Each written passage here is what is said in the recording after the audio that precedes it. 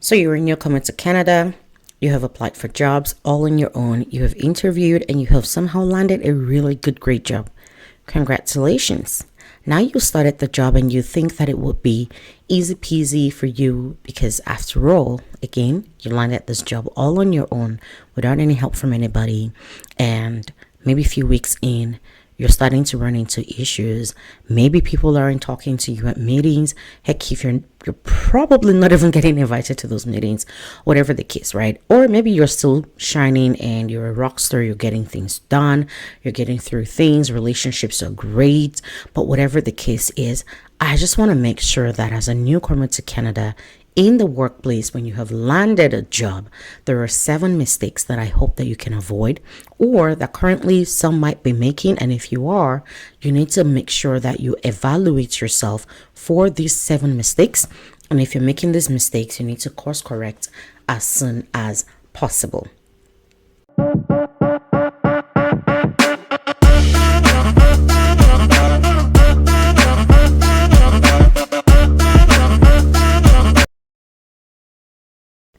Hi there, my name is Anita Adifuye. I am the CEO and founder of Advanced and Fulfilled Coaching Company. And today I want to talk about 7 mistakes that newcomers make in workplace and how you can correct them. All right, so stay with me. We're going to walk through this as quickly as possible.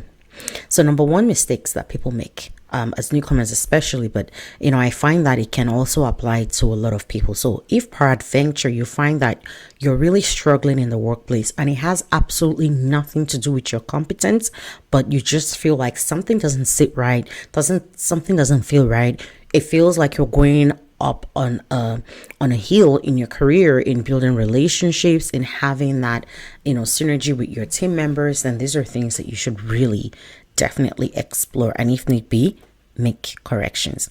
So the first thing we're going to talk about is not asking questions or seeking clarity. Now let's even play this a little bit. Everybody has an accent. There, I've said it. All right, so please, next time you want to talk to someone, don't say, oh my God, you have such a strong accent. No, we all have accents. Let me start by saying that. And yes, to all the people who have been told that, you are welcome, because I know I can hear you whooping at the fact that I just helped you. All right, you're welcome. But we all have accents, and that's the truth, right? There's an English accent, there's a Yoruba accent, there's an Indian accent. There are all kinds of accents. Heck, I'm talking right now, I don't even know what accent I'm speaking in, but believe me, it is accentuated, what is the right word, but it's an accent to someone, and that's the key thing we have to remember. Now when you add on top of that the fact that sometimes some people already even have language barriers in addition to the seeming barriers that various accents can also pose, and then you add on to that the fact that maybe English isn't even your second language, your first language, right? If for someone who may or may not be learning English, or even if you speak English, as we have already established for some of us who are from countries where you're colonized by the Brits, you've already established that the English you probably speak isn't the same. Like you go out in the workplace and you say trousers, people are going to look at you like, what are you trying to say? And then you try and describe and you finally land, and then they tell you, oh, you mean pants? And you're like, yeah, same. That's what I said. No, pants, trousers, same. It's like same potato, right? Same to someone who understands both. So even the English language is sort of somewhat different in a way. So when you add all of these together, it has a way of breeding miscommunication, or it has a way of not setting clarity. So to walk away, to be in a workplace and you're not asking questions or seeking clarity is a mistake. Now, I also know this, that for people who, for instance, come from Nigeria, and maybe this can maybe also seen in, I don't know if there are other parts of the world where this is also an experience. At workplaces, your bosses are like the king of kings, and they're like the alphas and the omegas of everything, right? They just are, their words are final. Even when it makes no sense, they say do something, it has to get done. And so when we're coming from places like that where we're used to being told things to do and all you have to say is yes sir, yes ma'am, and get things done, I can see how it might feel somehow to go back and ask questions where you lack clarity, or to go back and ask questions, or to even want to push back on something that you may not understand. So ask questions, because here it is important that you are clear. No one is going to penalize you for asking questions.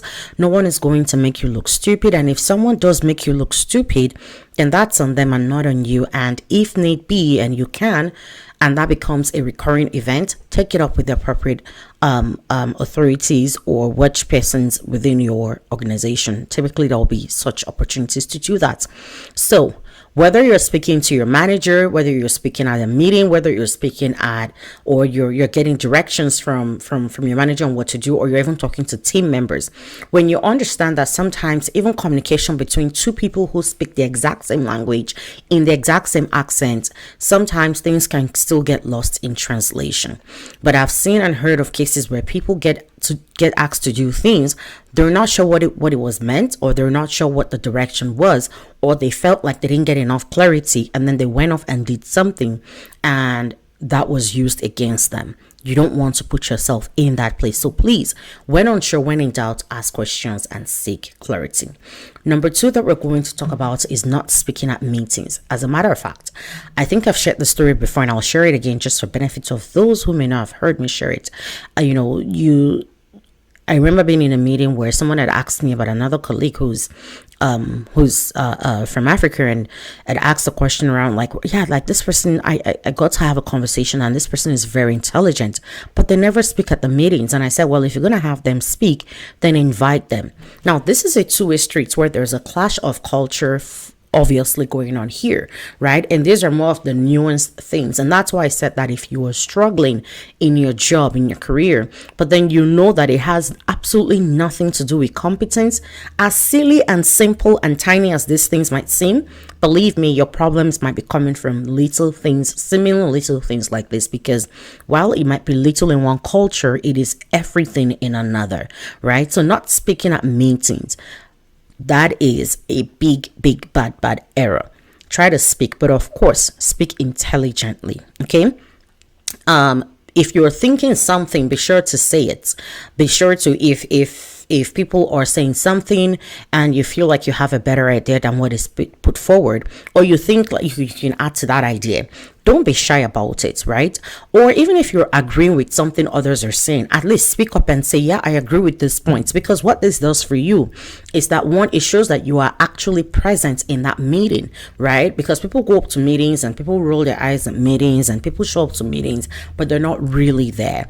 2, you show up as somebody who is engaged, right? You're engaged in the process. You're actively engaged in what is going on in the organization, because oftentimes meetings are where decisions and action items are decided upon, and what steps that will need to take. 3, you show team cohesion, meaning that you're interacting actively again with your team, and that's something that people want to see. These are all soft skills that sometimes when people lack, even your competence goes under, because nobody really cares if you're competent, but then you cannot behave in a reasonable manner with others, right? So speak at meetings, ask questions. Even within meetings, if you're unclear about something someone is saying, or they're making a decision and going in a direction you're unclear about, you want to make sure that you are asking questions.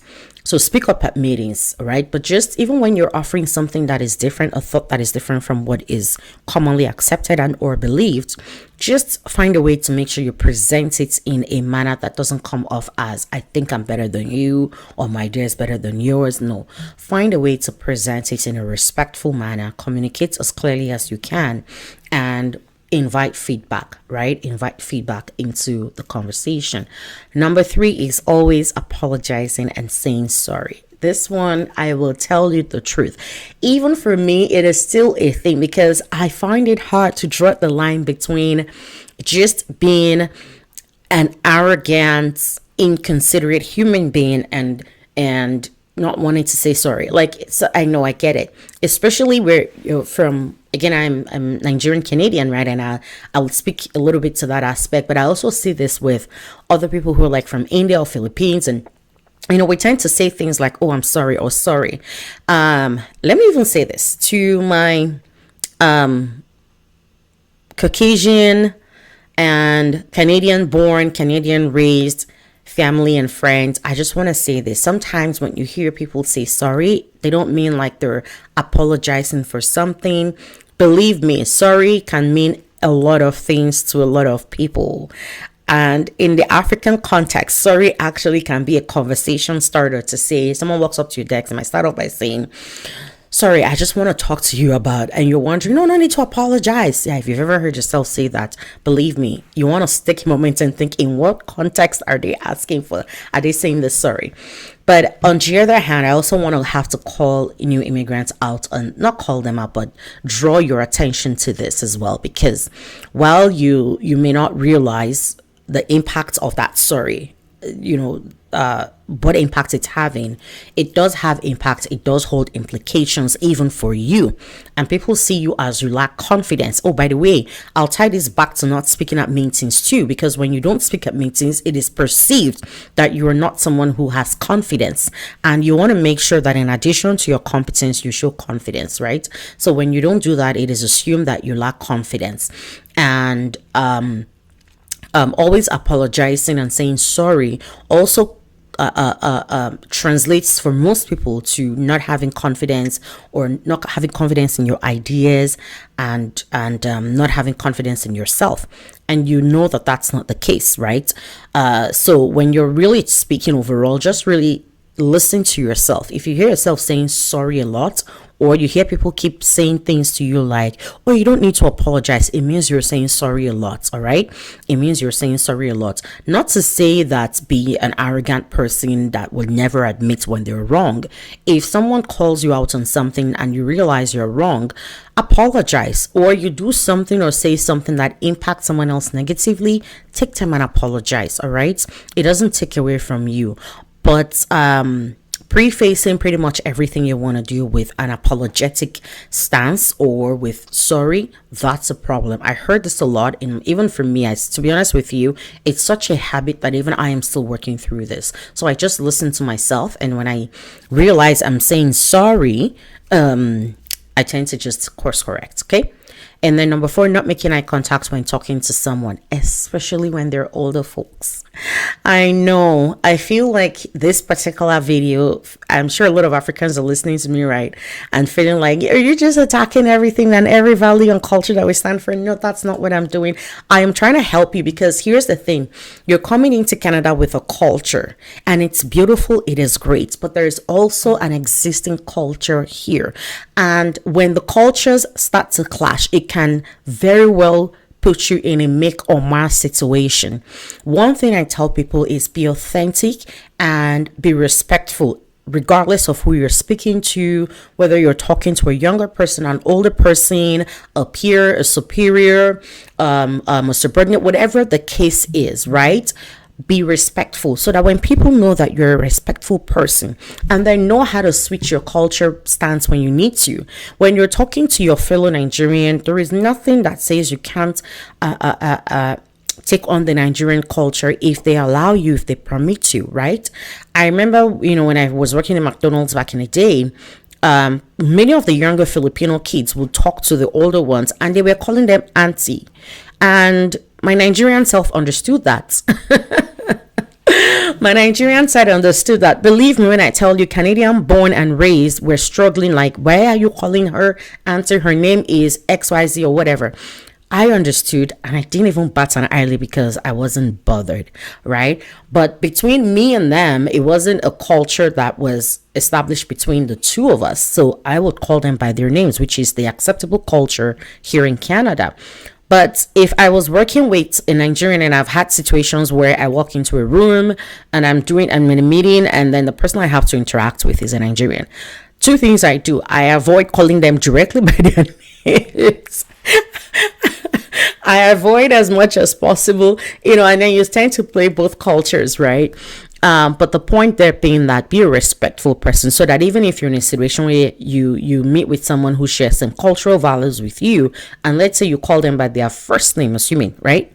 You call them by their first name, they know you're not trying to be disrespectful, but you're just trying to, in that moment, respect the workplace culture in itself, right? Because that also is a culture. So back to not making eye contact when talking to someone. It is very, very, very common amongst Africans. In fact, I even hear with Indians. I talk to a lot of Indians. I've heard the same. Chinese, the same. Other African cultures that are not Nigerian, the same. So for people who are Canadian born and raised, this is also something to take note. Sometimes when people are not making eye contact, again, it's not because they lack confidence. When they're not speaking at meetings, it's not because they lack confidence. If you feel people are doing certain things that doesn't fit the cultural stance that you are aware of, then invite them, because that's the other piece that you then have a responsibility. So for the new immigrant, your responsibility is to understand where the cultures are clashing and then know how you're going to create a bridge for yourself in navigating both cultures and both worlds, right? Because whether or not you like it, if you're going to go far, there are aspects of the culture here you're going to have to imbibe.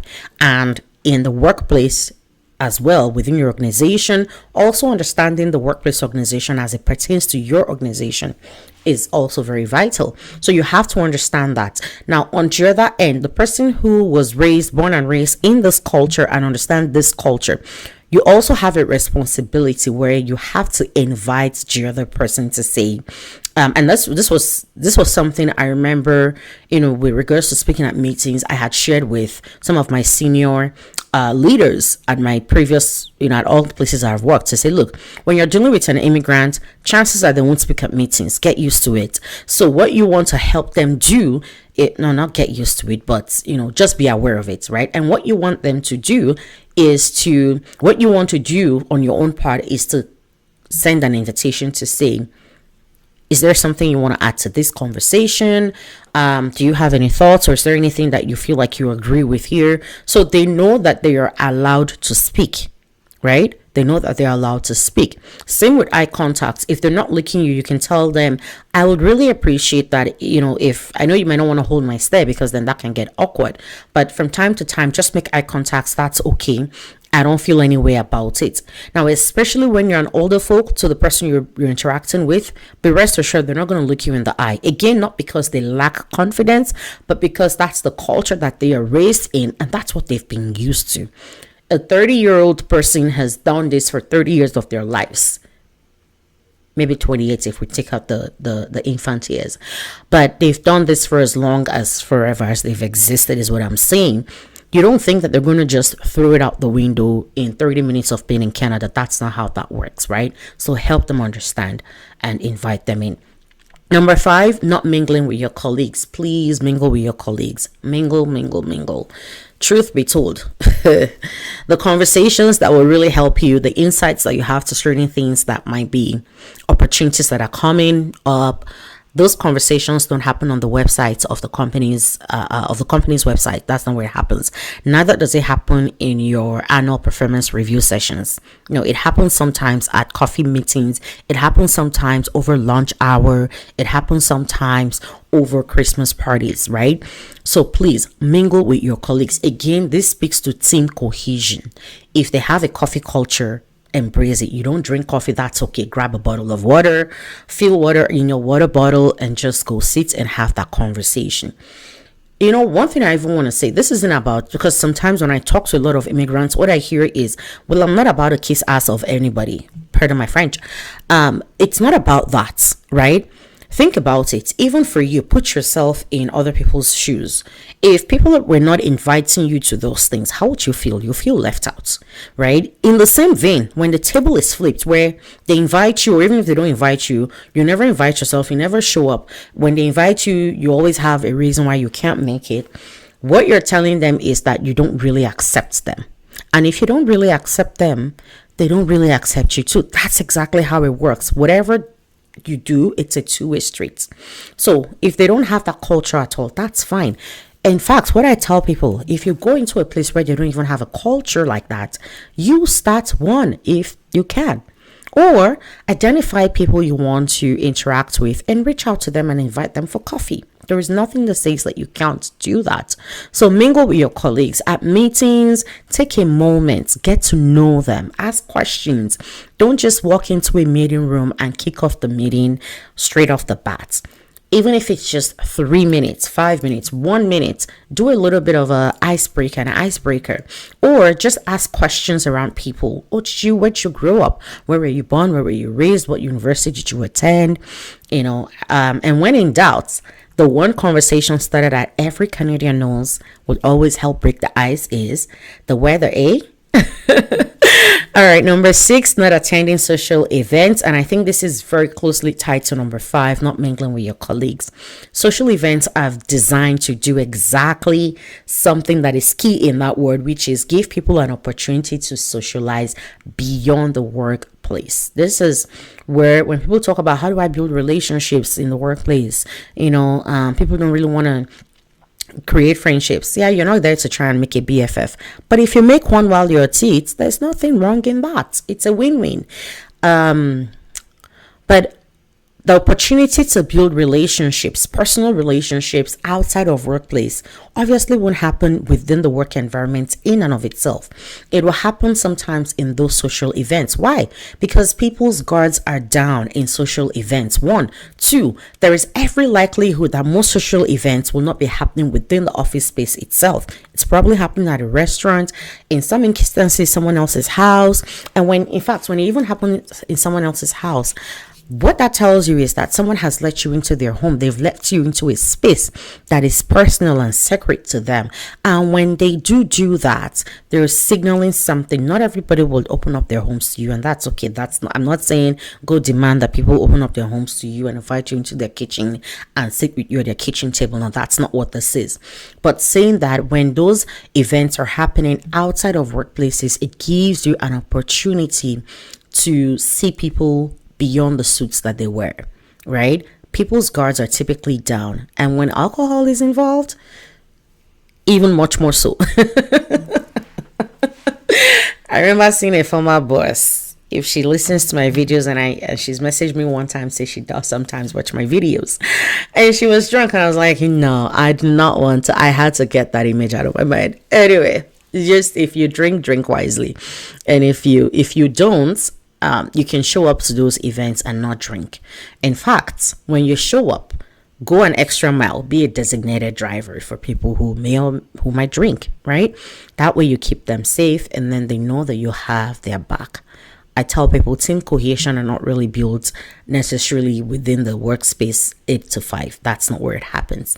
It really happens sometimes in these social events, because you also sometimes uncover common grounds between you and people that may not be related to work, right? Some organizations are great in that their social events happen within the organization 4 walls, and it's great enough that it doesn't, even though it's happening within the 4 walls of the organization, it still feels more social than work, right? So engage and leverage those social events. And then number 7, which is where I will end it, or maybe I'll add a bonus one actually, because that one popped up. But number 7 is not volunteering for non-work related events, or even work related events. I don't know if I've said this before, but I'll say it again. One of the best career advices I had when I started out in government here in Canada is something that my mentor at the time when I was doing my executive internship had shared with me. He said, the work that no one wants to put their hands up for, that is the work you want to go for. They're high risk, they're also high reward. And because you're an intern right now, if you put your hand up for those kind of work and it doesn't work out as it should, people will tend to be more forgiving, because they would see you as you're a student and you're in a learning process, and it's more forgivable. But the value and the things you will learn from that would always stay with you. And it is so true, because the number of things that I did when people were saying, oh, government is slow, things are not happening. Other interns were saying, well, I don't really get much to do. I was there thinking, oh my God, where are you guys working? Because I think I need to come and take vacation by working in your office. I felt like I was going under, but I'm not going under in a bad way, but just to say that there was really a lot going on for me, and I got enough work to do. And even when I didn't have work to do, my mentor would sometimes pull up his whiteboard and start teaching me about Crown resources and whatnot. And I would not take those. If I had to go back and redo it, I would even ask for more, because so many things that I learned in that process, people that I met, were all from that, all started really stemming from that time.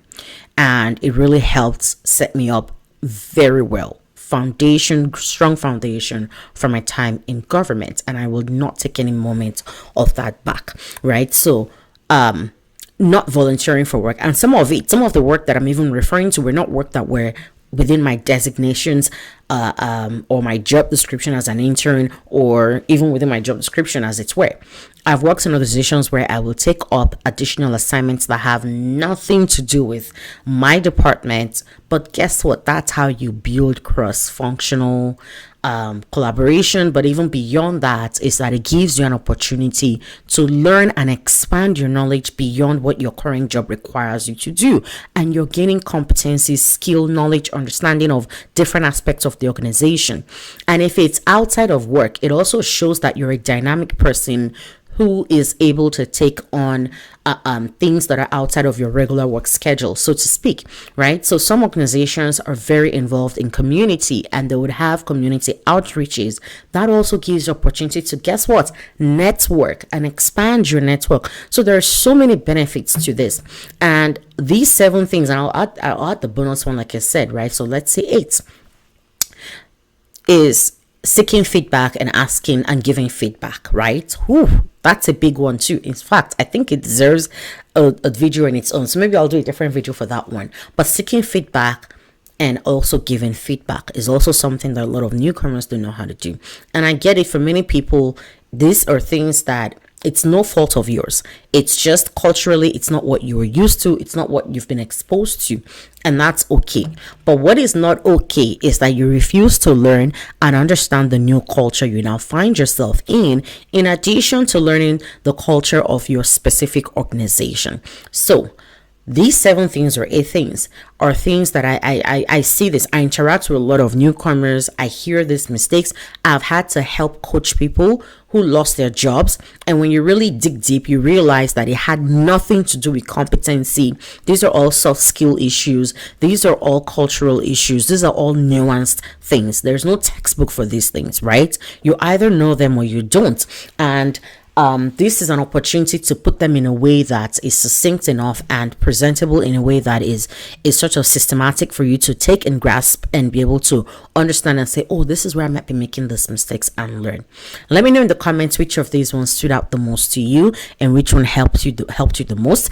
And if we're going to add anything to the list, what are we going to add to it? From a newcomer perspective, what are some things that if you wanted to add to this list, you'll add?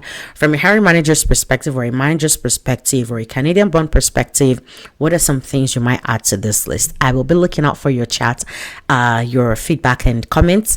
And I really hope this helps someone. Feel free to reach out to us on any of our social media handles if you want us to work with you in your career and your job navigation strategies. Until next time, I look forward to working with people who will reach out to us, but we'll continue to provide you resources and information that will help you grow in your career in Canada. Take care and bye.